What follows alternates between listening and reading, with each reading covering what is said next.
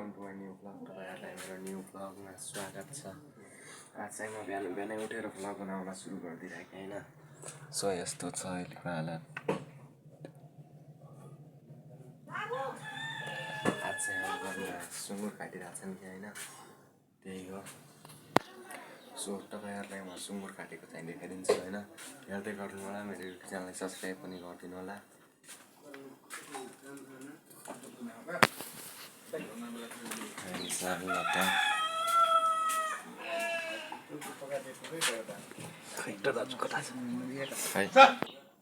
So यहाँ चाहिँ होइन रगत छैन त्यो सुँगुरकै, देख्न सक्नुहुन्छ।